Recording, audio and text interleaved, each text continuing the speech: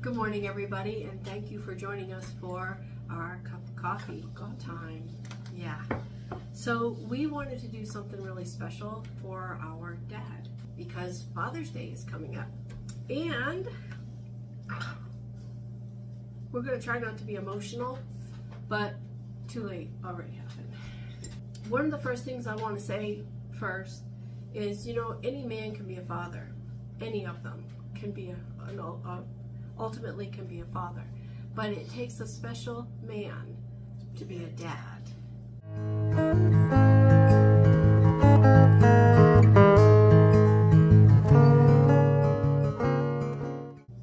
We have one spiritual father, which is our Father in heaven, but I want to put that out there that we can only have one dad, and we want to talk to you about our dad so that we can help you to see his story in his life. Which has been amazing. He's had a lot of ups and a lot of downs, but we've had a lot of good, and he was an amazing man. A giant of a man. Let's start our story, okay? So, Dad was actually, we've got records showing that Dad came across the sevenmilehills back in 1950 with his father and his mother. His mother's name was Virginia, and his dad's name was John George. They just switched names. So if you're ever doing Greek history, George is there somewhere. Oh my goodness, George. George and John, there's tons of them. So he came across the sevenmilehills in 1950. He was born in 1945. What a great adventure. When we did a little bit of history, we saw that the sevenmilehills, its original name was the Tuscania, but when it came across the ocean waters, it was bringing thousands and thousands of Greek people to escape what was going on back then, which was World War II. So many of them were titled the Merchant Marines. So if you ever look that up, look up Tuscania, look up sevenmilehills. What an amazing journey that ship in itself has. Then it ran, and then in 1959, I think it was completely decommissioned and unfortunately went to the scrapyard. But it was a beautiful, beautiful story of that ship if you ever want to look up sevenmilehills. So Dad came across the ocean waters at 5 years of age. He became an American citizen at that time, and it looks like all children at that time did become American citizens. And the parents had to go through the same neutralization process of becoming an American citizen. My sister and I are 2 of the 11 children that was in this family. And our dad, I'm telling you, a huge of a man, had the responsibility that he took on with 11 children is just amazing. He was a hard worker. Holding 2 to 3 jobs at a time. And when you say hard worker, I mean, that just kind of blows it out of the water. And when we were going through some of his things, we didn't realize some of the jobs that he had been doing, because as children, Dad just took care of us. And so we really didn't see that, how many jobs he was holding at once. But one of the special things that my dad did was he joined the military, the Army, and he served in the Vietnam War era. Dad suffered PTSD every day. When Dad came back from Vietnam, he had been injured.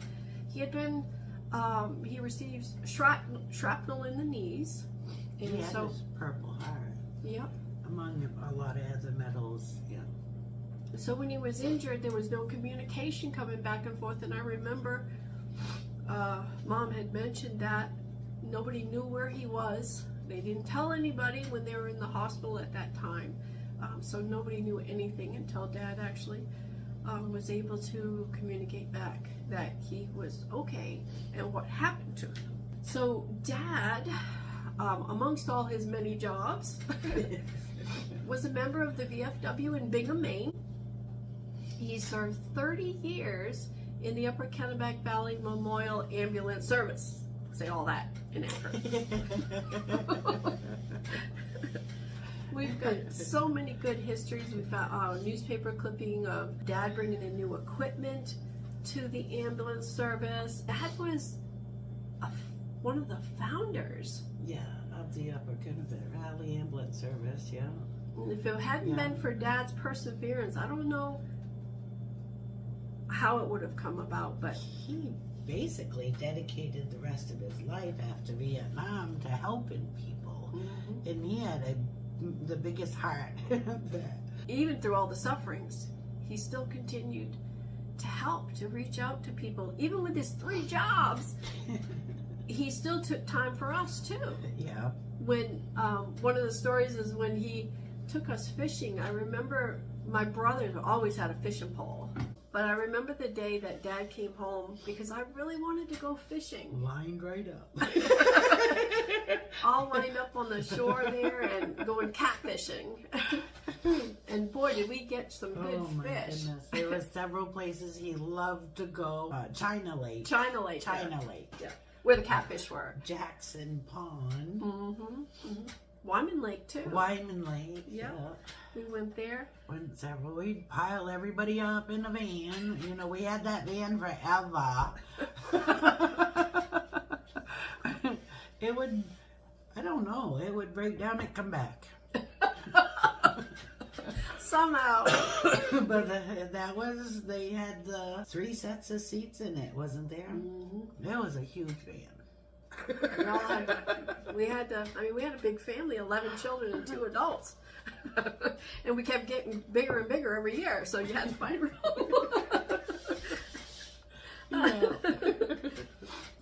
What else? Okay, so as far as the ambulance service, I gotta tell that another funnies. Okay. Is one of my jobs at that time, I don't remember my age, I was young, I had to dry the clothes.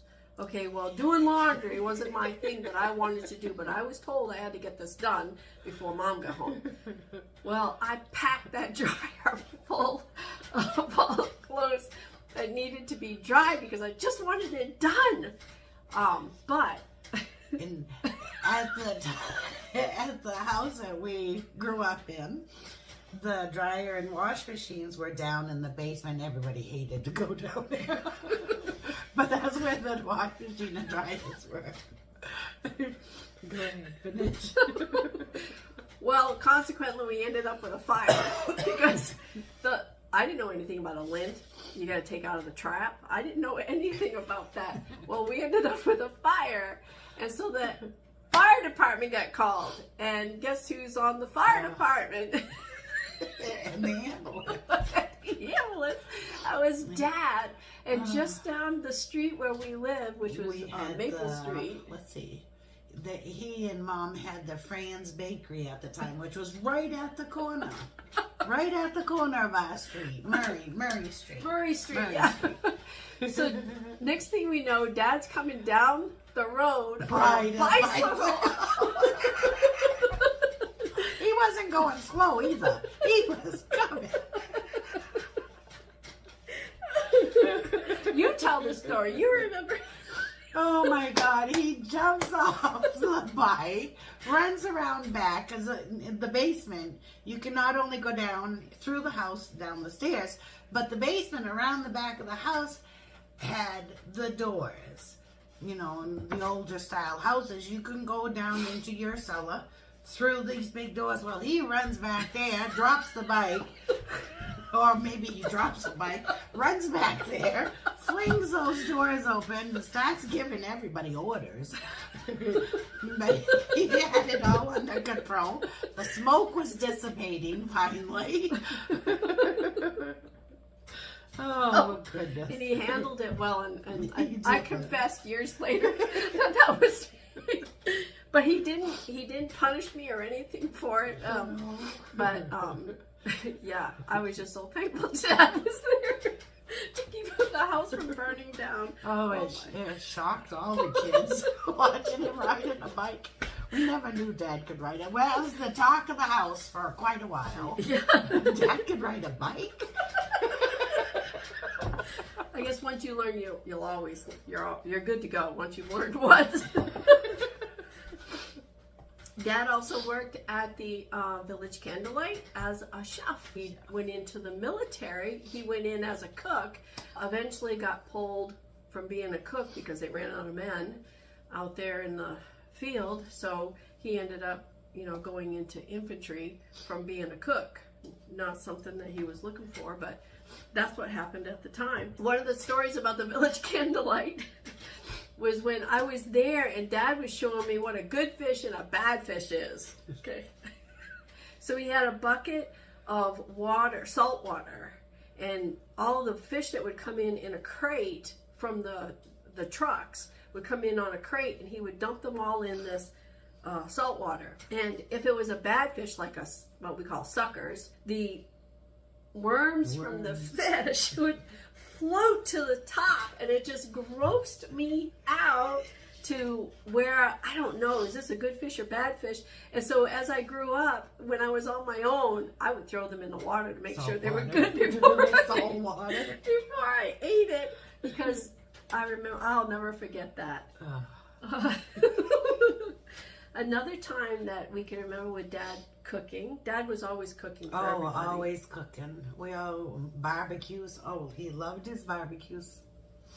He sure did. And he was so professional there. The community always loved his cooking. He was a chef. Everybody loved his food. Being Greek on top of it. So he was blessed with those talents too. We went to my grandparents had their 50th wedding anniversary. So we went to Aunt Gloria's, and around the swimming pool, Aunt Gloria had a swimming pool, and Dad was cooking lobster. That day. Oh my goodness. It was a hot day. He would show us how he'd put them to sleep before he put them in the water. What a card. What a card. To this day, when I smell cherry tobacco, it brings back really good memories of Dad. He loved that cherry tobacco pipe going all the time. Yeah, I remember that. So Dad was around. He actually saw Anthony. How young was Anthony? Anthony was just born in September, and this was around Christmas, where Dad was holding Anthony. Bless them, they're both together again. But it was a good, house was full, Christmas time. Lots going on. And Dad, of course, was there for our brother John, who is also in heaven right now. So those three folks are together now. And at John's wedding, Dad was there. And he got to experience a lot with the family and the family gatherings. You can't help it, especially when Dad's cooking. I love Dad's pizza. Oh my word, I love his pizza. When they were asked Lance to come up and do the roof up there, and Dad wanted specific things done to pass the code for the insurance company, he made us pizza. And I think that was the first time that Lance said he had the most amazing pizza he's ever had. Is when Dad put that Everybody together. loved his pizzas. And I think that's where the Greek place, the restaurant, where they opened up the Greek's place. And of course they not only had the Greek food, but the pizzas and the subs. Really, everybody loved those. And of course it was a family thing where, the kids were going to learn a backup job for when they got older. Dad always said, you'd have learn this, waiting tables, cooking food, doing dishes. You'd always have something to fall back on if what you are doing in life, happen to go into a lull or changing positions or whatever. You always had that skill to fall back on. And do it with a smile. Yes. Not begrudgingly. Do it because you're helping somebody else, and you do it because you love it. Whether, like Elizabeth said, waiting on tables or taking out the trash, it didn't matter. You are doing something for somebody else. Yeah. That was huge. So what have we missed? I'm going to take a jant at my stuff. Oh yeah, we were back on his history part. A piece of interesting history is after Dad came to America on the Nia Hellas, it wasn't long after that that his mom, Virginia, passed away from cancer, right? It was cancer. Yeah, cancer. And when she passed away, his father wasn't able to take care of him at the time, and Dad ended up in an orphanage. For how long, I don't remember, but I know that his brother, Andrew, was born after he remarried. His father remarried, and Uncle Andrew was born, and then they all moved back to Massachusetts, I think it was. And then Dad was taken out of the orphanage and brought home. So the length of time, we don't know.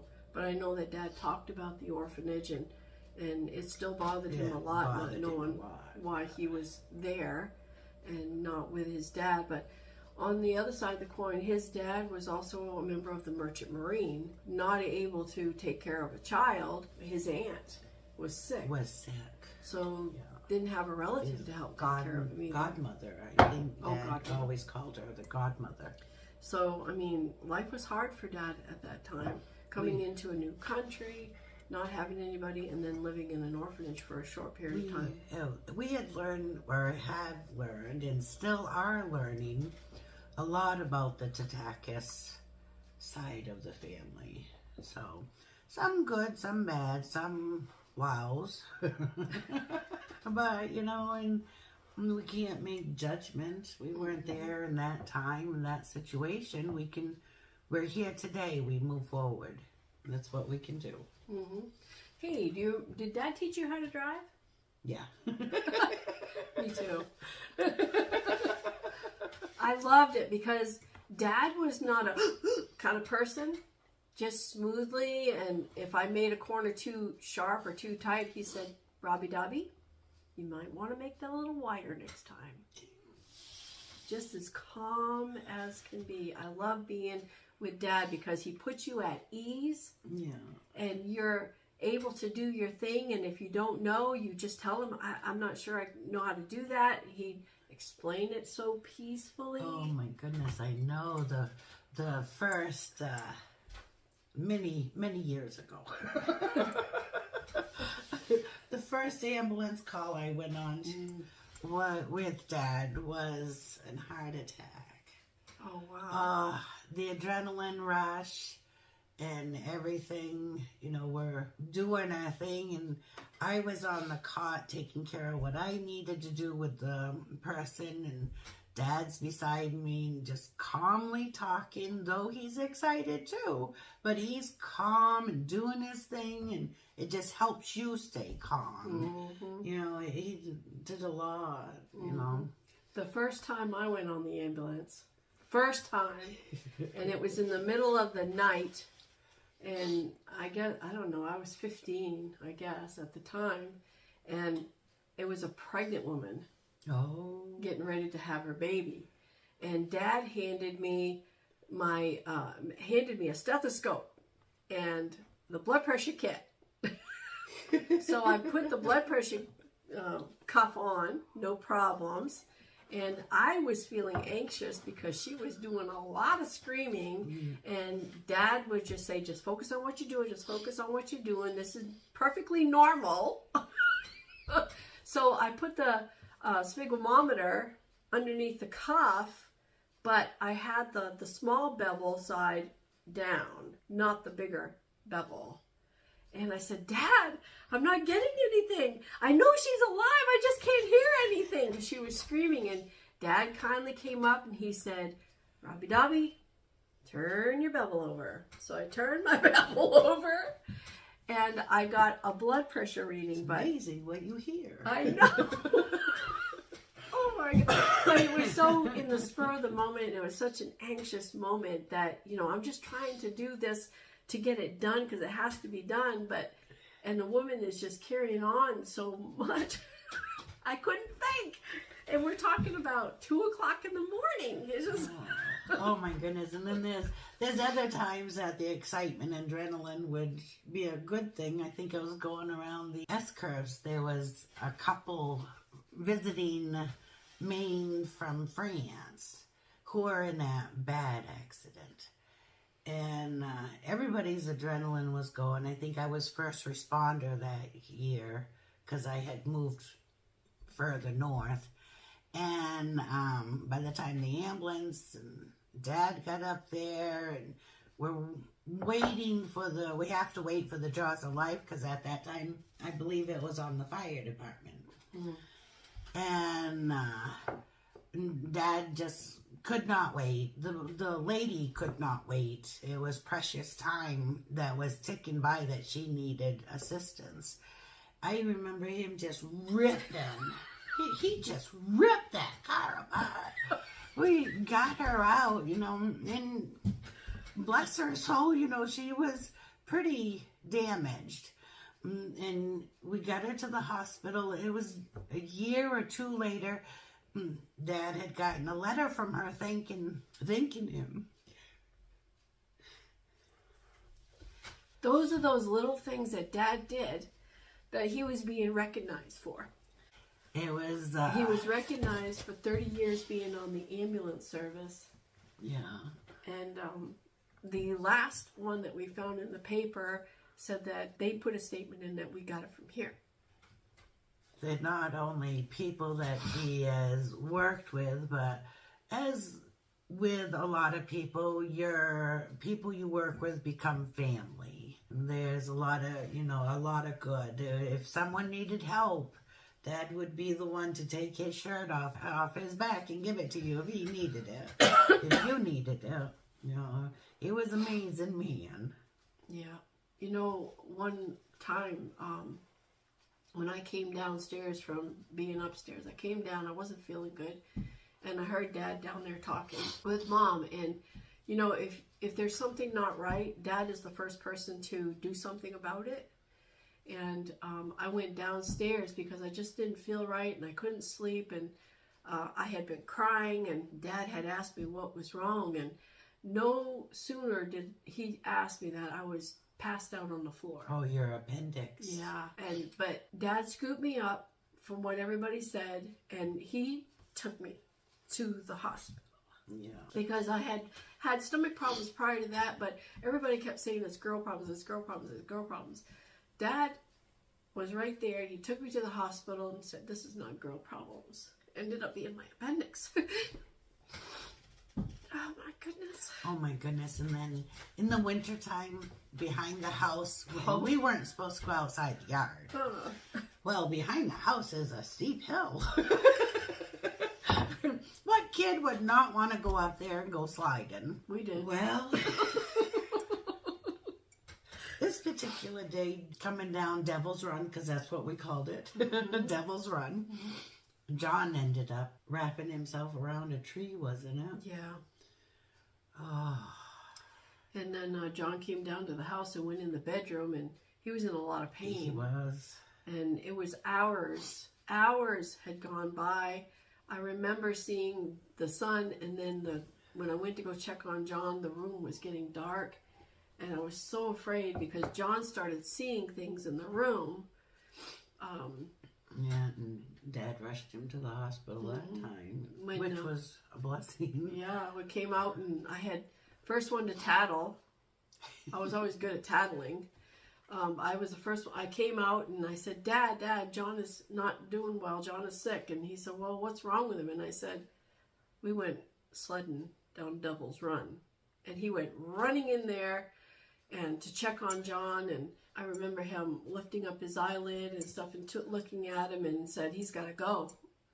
And massive of a man, once again, picked up my brother, carried him out to the vehicle, didn't wait on any ambulance or whatever. Didn't have time. And his spleen. They did emergency surgery and took care of that.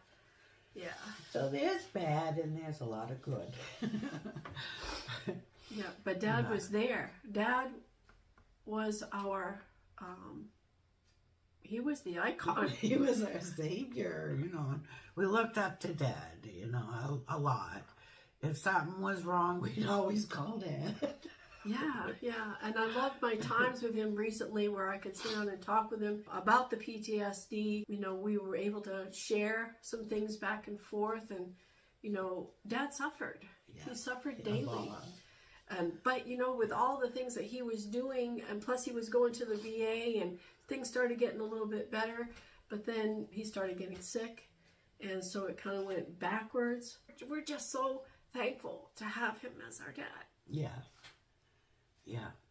We call and talk to him, and now being older, we can say, hey,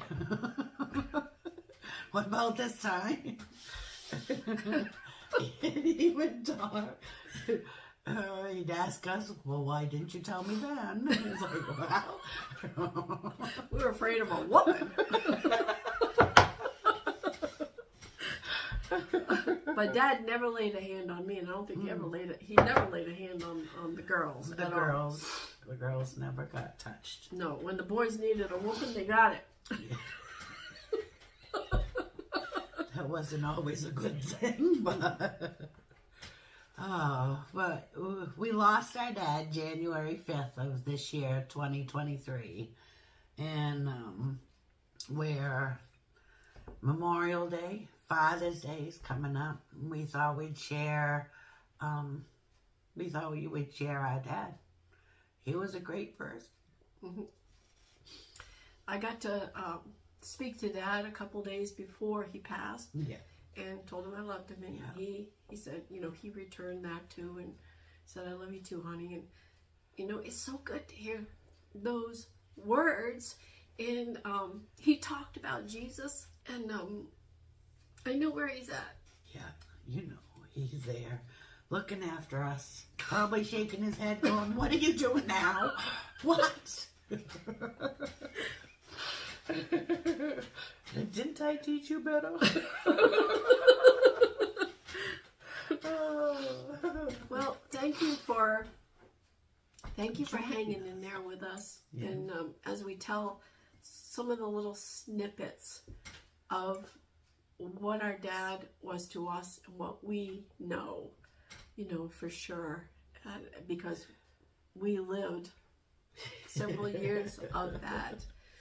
And we just thank you for hanging in there. And we would like to salute all those Vietnam veterans out there. Absolutely. That when they left the battlefield, they suffered still. They brought it with them. Mm-hmm. And so even though they came back home, they dealt with us on a daily basis. And some are still dealing with it. But Dad's battle is done. He doesn't have to do that anymore. So, before we get too emotional here, I want to thank you for joining us. And you have a blessed Father's Day. And don't forget, please, to tell your dad that you love him. And these memories that we shared, we will never forget them. Right. So make new memories with your dad while you have him. Because once he's gone, he's gone. But make sure you take the time and share those memories. Make new memories. Absolutely. With your dad. And that way you can share your life story and his. Thank you. God bless. Thank you.